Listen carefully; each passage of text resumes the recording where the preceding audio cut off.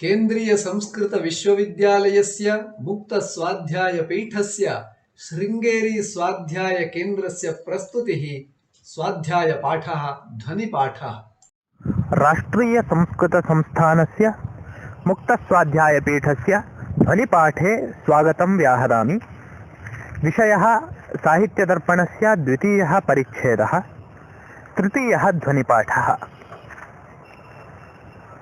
तर्हि गतपाठे वयं वाच्योर्थो अभिधया बोध्यो लक्ष्यो लक्षणया तथा व्यङ्ग्यो व्यञ्जनया तास्युः तिस्रः शब्दस्य शक्तयः इति कारिका पठिता। तर्हि शब्दात् अर्थज्ञाने तिस्रः शक्तयः भवन्ति इति साहित्यिकानां मतम्। तर्हि काः ताः तिस्रः शक्तयः?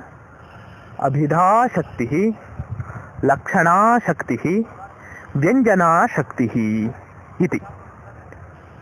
इदानीम् एकैकशः अभिधायाः, लक्षणायाः, व्यञ्जनायाः च लक्षणानि द्रष्टव्यानि। अभिधा कथं प्रवर्तते, लक्षणा कथं प्रवर्तते, व्यञ्जना कथं प्रवर्तते इति। तत्रादौ अस्ति तत्र संकेतितार्थस्य बोधनादग्रिमाभिधा इति। तत्र इत्युक्ते शक्तिषु इत्यर्थः। संकेतितार्थस्य बोधनात्, संकेतितार्थं या बोधयति सा अग्रिमा। अग्रिमा इत्यस्य प्रथमा इत्यर्थः, आदिमा इति। आदिमा का शक्तिः भवति? अभिधा, अभिधा शक्तिः भवति इति। तर्हि अत्र अग्रिमा इति शब्दस्य कः अर्थः? प्रथमा अथवा आदिमा इत्यर्थः। एवं सति या शक्तिः संकेतितार्थं बोधयति सा शक्तिः अभिधा इति ज्ञातम्। तर्हि संकेतितार्थः कः? संकेतितार्थस्य लक्षणं कुत्रचित् एवम् उक्तमस्ति, अस्मात् शब्दात् अयम् अर्थः बोद्धव्यः इति ईश्वरेच्छा अथवा वक्तुः इच्छा संकेतः इति। विश्वे अनेके शब्दाः प्रयुज्यन्ते। घटः इति शब्दः प्रयुज्यते। घटशब्दस्य कः अर्थः? कम्बुग्रीवादिमान् इत्युच्यते। कम्बु इत्युक्ते घटस्य एकः भागः, तद्वयं यत्र भवति, कपालद्वयं यत्र भवति सः घटः इति सामान्यते। वृक्षः इति वदामः चेत् कश्चन अर्थः अस्माकं मनसि भवति। सः अर्थः कथं भवति? वृक्षः इति शब्दात् एतादृशः अर्थः, पादपरूपः अर्थः बोद्धव्यः इति ईश्वरस्य इत्युक्ते भगवतः इच्छा भवति अथवा वक्तुः इच्छा भवति। सा एव अथवा सा इच्छा एव संकेतः इत्युच्यते। तर्हि संकेतः कः? अस्मात् शब्दात् अयमर्थः बोद्धव्यः, वृक्ष इति शब्दात् पादपरूपः अर्थः बोद्धव्यः इत्युक्ते ज्ञातव्यः इति ईश्वरेच्छा अथवा वक्तुः इच्छा। यः शब्दं वदन् अस्ति तस्य इच्छा कः भवति? संकेतः। तादृशस्य संकेतित अर्थस्य बोधः यया वृत्त्या भवति अथवा यया शक्त्या भवति सा शक्तिः भवति अभिधा। अतः उक्तं तत्र संकेतितार्थस्य बोधनात् अग्रिमाभिधा इति। अग्रे वृत्तिः अस्ति, स च संकेतितार्थः प्रथमवारं कथं बुध्यते, तदनन्तरं मनसि दृढरूपेण कथं तिष्ठति अभिधया वृत्त्या इत्यस्य वृत्तौ, साहित्यदर्पणस्य वृत्तौ इदं स्पष्टम् अस्ति। मूलग्रन्थं पश्यामः। उत्तमवृद्धेन मध्यमवृद्धमुद्दिश्य गामानय इत्युक्ते तं गवानयन प्रवृत्तं इदानीं द्वौ भवतः। एतस्य अर्थं सामान्यतया वदामि। उत्तमवृद्धः इत्युक्ते कश्चन ज्येष्ठः, मध्यमवृद्धः इत्युक्ते युवकः। उत्तमवृद्धस्य लक्षणं विस्तृतम् उक्तम् अस्ति, तद् इदानीं मास्तु। ज्येष्ठः कश्चन इति चिन्तयामः। मध्यमवृद्धः इत्युक्ते युवकः। अयं ग्रन्थः प्राचीनकाले लिखितः। तस्मिन् काले यादृशः व्यवहारः प्रचलन् आसीत्, स एव व्यवहारः विश्वनाथेन अत्र ग्रन्थे निरूपितः। ज्येष्ठः कश्चन युवानं कञ्चन वदति, किमिति? गाम् आनय इति। एतद् यदा उत्तमवृद्धः ज्येष्ठः युवानं वदति, तं सन्दर्भं कश्चन बालकः पश्यति। यः गाम् इति शब्दस्य अर्थमपि न जानाति, यः आनय शब्दस्य अर्थमपि न जानाति, सः बालकः। तस्य गाम् इत्यस्यापि अर्थज्ञानं नास्ति, आनय इत्यस्यापि अर्थज्ञानं नास्ति। सः पश्यति। तर्हि ज्येष्ठः उत्तमवृद्धः किम् उक्तवान्? गाम् आनय इत्युक्तवान्। एषः युवा कनिष्ठः मध्यमवृद्धः किं कृतवान्? गाम् आनीतवान्। तर्हि गामानय इति सम्पूर्णस्य पदस्य गोपिण्डान् आहरणम् अर्थः इत्यवगच्छति। इत्युक्ते गौः इत्यस्य शास्नादिमान् पदार्थः इत्युक्ते धेनुः इत्यर्थः, आनय इत्यस्य आहरणम्, आनयन क्रिया अर्थः इति आदौ न अवगच्छति, सम्पूर्णतया अवगच्छति। गाम् आनय इत्यस्य शास्नादिमत् पिण्डाहरणम् अर्थः इति प्रथमं प्रतिपद्यते। अस्तु, गाम् आनीतवान्, रज्जुं हस्ते गृहीत्वा ज्येष्ठस्य पुरतः स्थितवान् युवकः। तदानीं ज्येष्ठः पुनः वदति, गां बधान, अश्वम् आनय। कः अर्थः? गोः बन्धनं करोतु, तदनन्तरम् अश्वम् आनयतु इति। तदानीं मध्यमवृद्धः युवकः किं करोति? गोः बन्धनम् आदौ करोति। तदानीं गां गाम् इति उभयत्रापि श्रुतवान् भवति बालः। गाम् आनय इत्युक्ते आहरणं करोति, बधान इत्युक्ते बन्धनं करोति। इत्यनेन गाम् इत्यस्य गौः इति पदस्य शास्नादिमान् पिण्डः अर्थः इति अवगच्छति। तदनन्तरं गां बधान अश्वमानय इति यदा वदति, तदपि वाक्यं शृणोति। गोः बन्धनं कृत्वा युवकः अश्वम् आनयति। एवम् एतद्वाक्यद्वयं श्रुतवान्।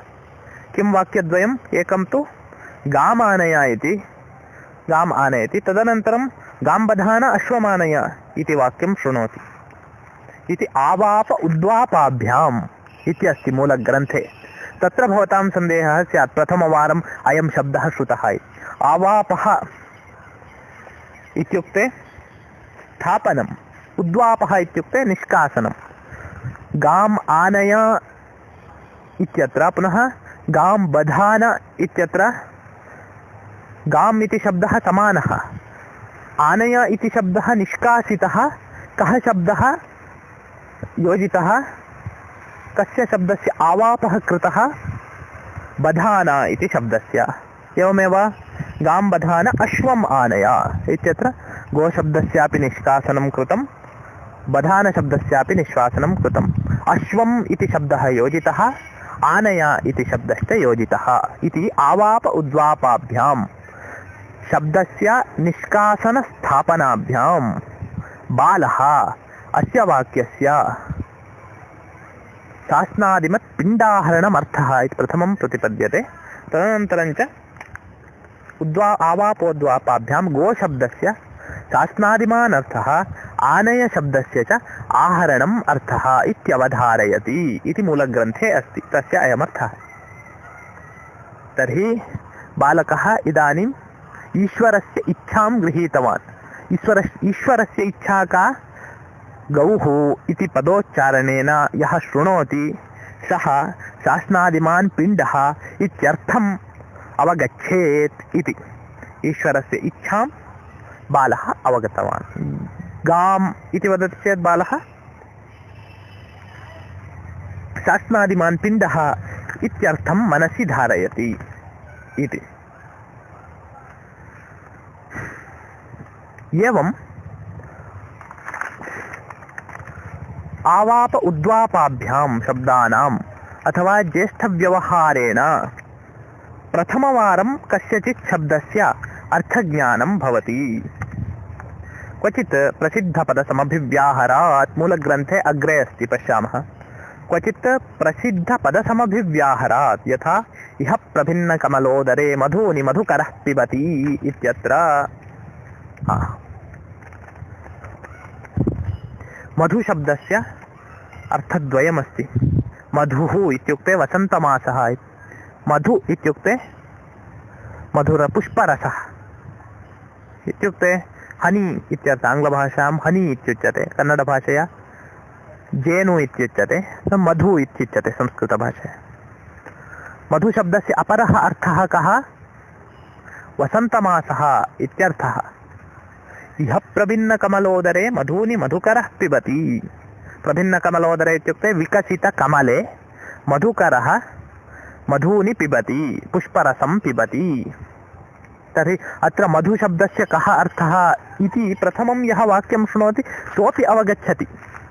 इदानीं मधुशब्दस्य अर्थं कश्चन न जानाति चेत् सः एतं वाक्यं शृणोति चेदपि मधुशब्दस्य पुष्परसः एव अर्थः इति अवगच्छति।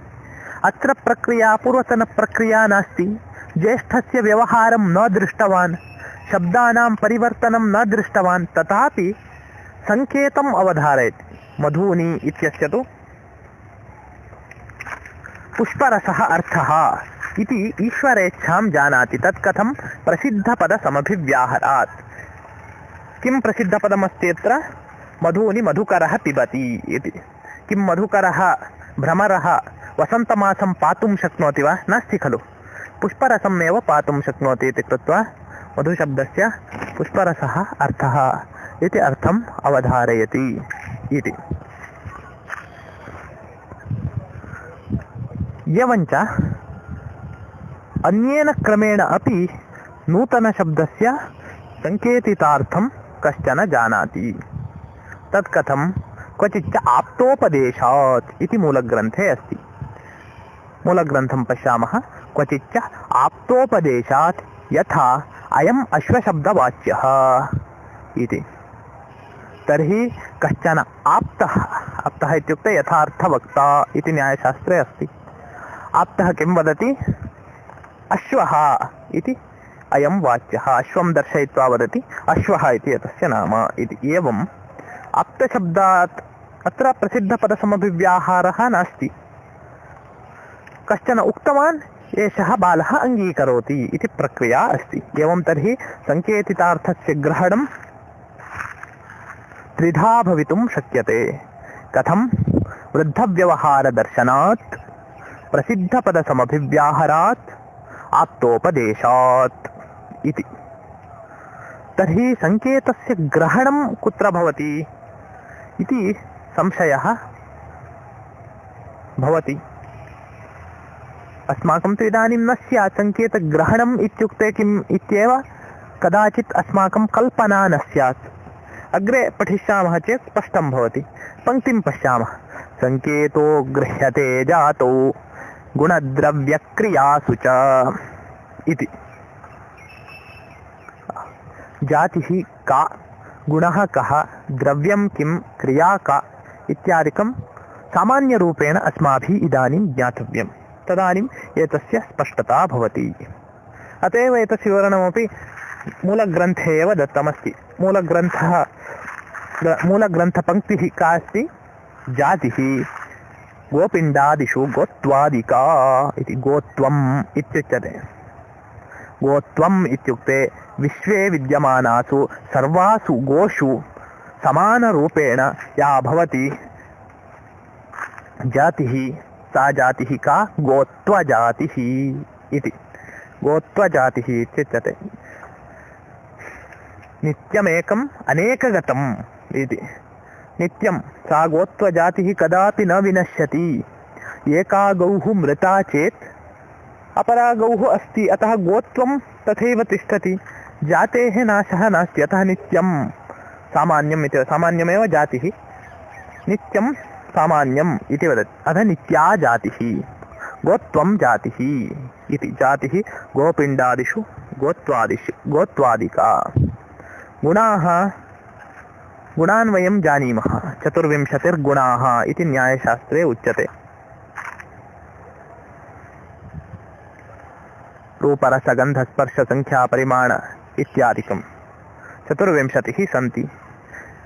प्रथमः गुणः कः? रूपम् इति। तत्र वर्णाः सन्ति, भिन्नभिन्नवर्णाः गुणाः इत्युच्यन्ते। श्वेतवर्णः, कृष्णवर्णः, हरितवर्णः, कपिशवर्णः, पीतवर्णः, रक्तवर्णः इत्यादि अनेके वर्णाः विद्यन्ते। तर्हि मूलग्रन्थं पश्यामः। शुक्लादयो हि स्वजातीयेभ्यो कृष्णगवादिभ्यो व्यावर्तयन्ति। शुक्लादयो हि गुणाः, एते शुक्लादयः गुणाः व्यावर्तयन्ति। तर्हि अहं पूर्वं जातिविषये उक्तवान्। जातिः कृष्णगवि अपि गोत्वमस्ति। गोः वर्णः कृष्णः अस्ति चेदपि तस्यां गवि का जातिः अस्ति? गोत्वजातिः अस्ति। रक्तवर्णः चेत् तस्यामपि गवि गोत्वजातिः अस्ति। श्वेतवर्णः चेत् तस्यामपि गवि श्वेतवर्णः अस्ति। तर्हि गोषु भेदः कथं कर्तुं शक्यते? गुणेन। इयं शुक्ला गौः इत्यादिना। अत एव कृष्णा गौः या अस्ति तां कृष्णां गां भिन्नरूपेण दर्शयति। गोषु एव भिन्नरूपेण दर्शयति। कः? वर्णः। एषः वर्णः कः? जातिः वा गुणः वा? गुणः इति। एवं शुक्लादयो हि गुणाः स्वजातीयेभ्यो कृष्णगवादिभ्यो व्यावर्तन्ते। अतः गुणे अपि सङ्केतः गृह्यते इति। तर्हि द्रव्यं, पुनः भेदः वक्तव्यः चेत् द्रव्ये आगन्तव्यं। द्रव्यमित्युक्ते पुरो विद्यमाना व्यक्तिः। गावः बह्व्यः सन्ति, तेषु भेदः कृतः इदानीं। कृष्णगावः, श्वेतगावः, रक्तगावः इति। तर्हि कृष्णागौः एका एव अस्ति वा? कृष्णाः गावः अपि बह्व्यः सन्ति किल? तासां पुनः भेदार्थं नामाङ्कनम् अस्माभिः क्रियते। किं? गोः नाम नन्दिनी, इयं कामधेनु, इयं पुण्यकोटि इत्यादि नामानि क्रियन्ते खलु? एतानि नामानि एव द्रव्याणि इत्युच्यन्ते। एकव्यक्तिवाचिनो हरिहर डित्थ डवित्थादयः इति। क्रियाः सिद्धरूपाः वस्तुधर्माः पाकादयः इत्युक्तं। क्रिया अस्ति, पाकक्रिया इत्यस्माभिः उच्यते। जातिः अपि न, द्रव्यमपि न, गुणः अपि न, तथापि पाकः जायते इत्युच्यते खलु? तत्र सङ्केतः कथं गृह्यते? तत्र क्रिया अस्ति इति कृत्वा सङ्केतः गृह्यते। येष्वेव हि क्रिया इत्युक्ते अधिश्रयणात् अवश्रयणपर्यन्तं। पाकक्रिया इत्युक्ते पाकक्रिया इति शब्देन किम् अस्माभिः अवगन्तव्यम्?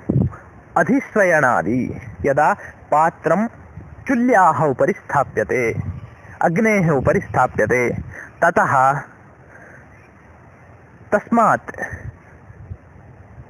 अग्नेः अवतरणं क्रियते पात्रस्य।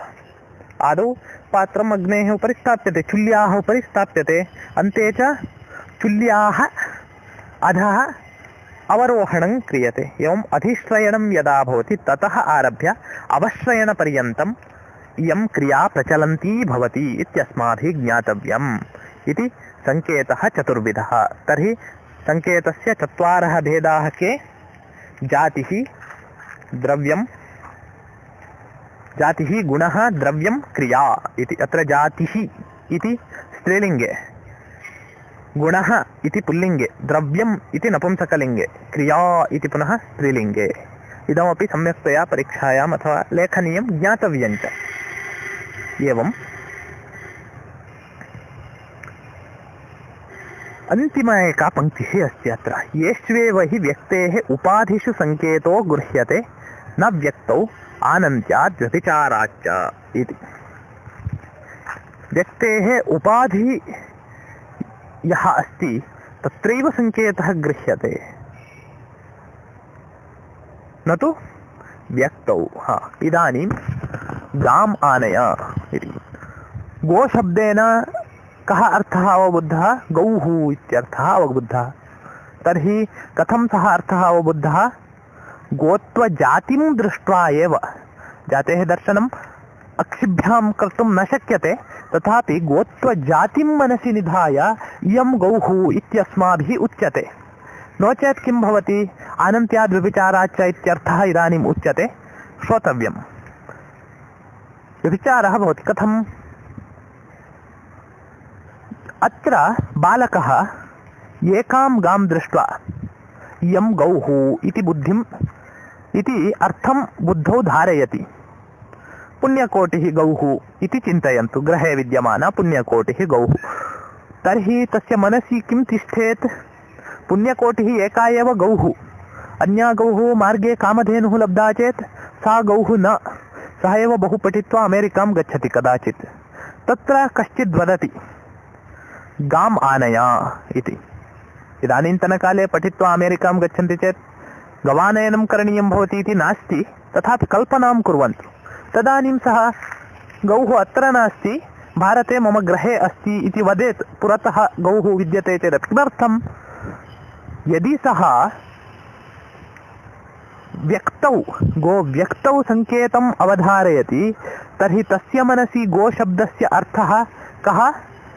गृहे विद्यमाना पुण्यकोटिः एव गौः इति। परन्तु गोत्वरूपे जातौ, गोत्वरूपजातौ सः सङ्केतम् अवधारयति इति कृत्वा पुरतः विद्यमानः शासनादिमान् पदार्थः अपि गौः इति चिन्तनं कृत्वा अमेरिकादेशे पुरतः या गौः वर्तते तमेव आनयति इति व्यभिचारः नास्ति। यदि व्यक्तौ सङ्केतः गृह्यते तर्हि व्यभिचारः भवति, जातौ गृह्यते चेत् व्यभिचारः न भवति। आनन्त्यम् इत्यस्यापि एवमेव। तर्हि गोस्वरूपस्य सम्पूर्णं ज्ञानं यदि भवेत् तर्हि सर्वदापि इयं गौः, इयं गौः, इयं गौः इति प्रतिगृहं नीत्वा दर्शनीयं भवेत्। तत्तु इह जन्मनि जीवने न शक्यते। आनन्त्यम्, अन्तः तस्य न भवति। एवम् आनन्त्यात् व्यभिचाराच्च कुत्र सङ्केतः गृह्यते? उपाधौ एव सङ्केतः गृह्यते, व्यक्तौ सङ्केतः न गृह्यते इति विश्वनाथः वदति। इत्यत्र अभिधा समाप्ता। लक्षणायाः विषयम् अग्रे पठिष्यामः। मधुरभाषा संस्कृतं, मृदुलभाषा संस्कृतं, मृदुलमधुरमनोहरामृततुल्यभाषा संस्कृतम्।